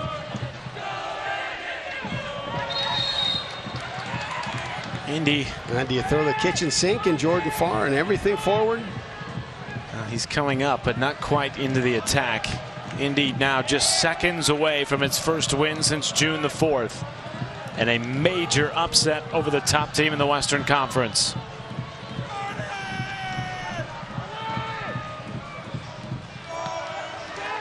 Hackshaw back towards the midfield. What a touch. And Michael keeps possession. Down he goes. Nothing from Radicev. Wow. Forward and out of play, and that might just do it here from the mic.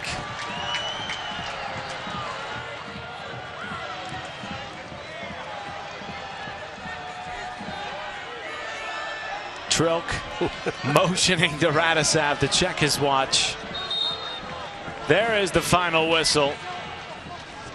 Well, maybe not. That was the whistle to say, hey, that's the pre-final whistle. Here we go. Get the ball in play first. There is the final whistle. And Indy 11 hands San Antonio its first loss since June the 4th. Unbelievable. Unbelievable. Heck of a performance from Tim Trilk tonight.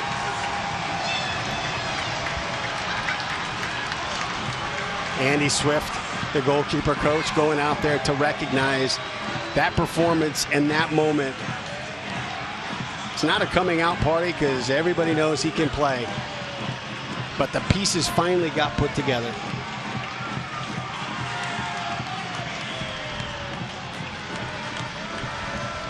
Indy has been on the wrong end too many times this season in 1-0 scoring lines, but not tonight.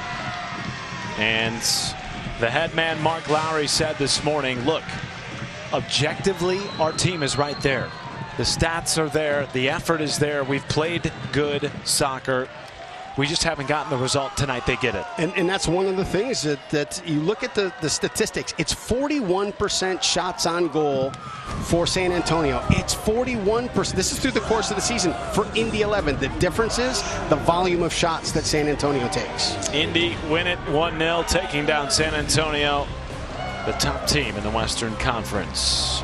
Brad and I will be back for a post-game wrap-up when we return. The boys in blue victorious again in Indy.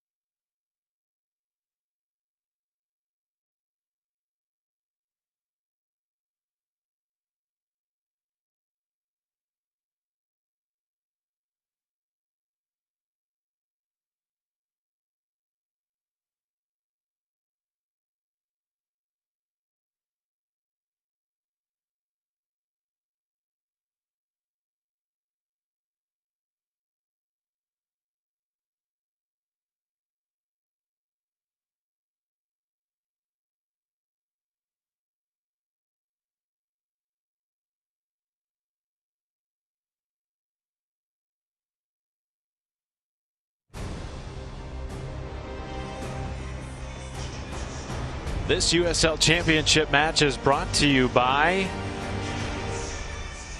your Central Indiana Honda dealers, the official automotive sponsor of the Indy 11. And by Community Health Network Sports Medicine, the official sports medicine provider of the Indy 11.